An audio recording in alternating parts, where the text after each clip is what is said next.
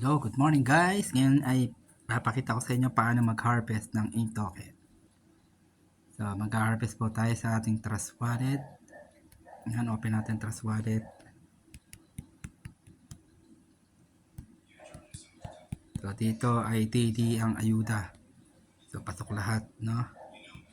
So, meron tayong 190,000 na ink token.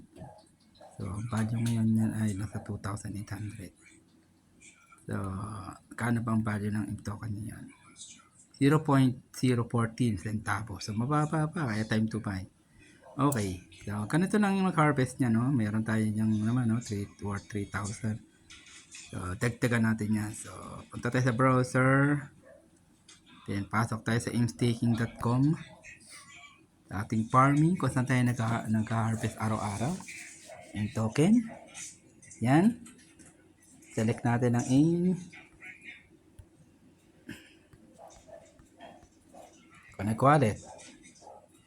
Ayan. So, may ma-harvest tayo na 181,000 plus 340,000, no?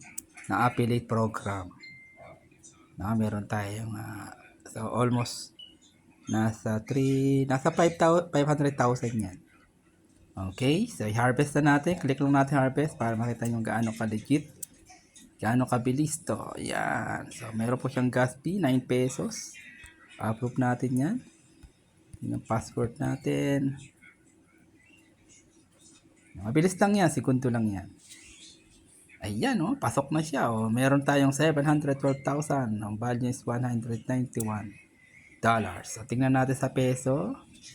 Ito tayo sa wallet. Ayan. So, refresh lang natin. Madadagdagan po yan. Ayun, boom! 11,000. Oh. Sarap, no? Anytime, pwede mo na i-convert yan pupunta sa GCash. As of now, dahil mababang value, so hindi ngayon ang tamang time para magbenta. Pwede ako magbenta kurot. So, P2P. Pag gusto mong bumili sa AIM token, so P2P lang tayo. GCash. Then, papadala ko sa AIM token. Okay? Para hindi tayo nakaka-apekto sa ating chart. No? Okay? So, ganyan lang, no? Farm and harvest lang tayo. Muli, ako sa Coach Horacio, bumabati sa inyo. Happy earnings sa inyo lahat. Kung wala ka pang AIM sa buhay, mag-AIM token ka na. At kung gusto mo ng product, may AIM Revive tayo o Revive Shopping.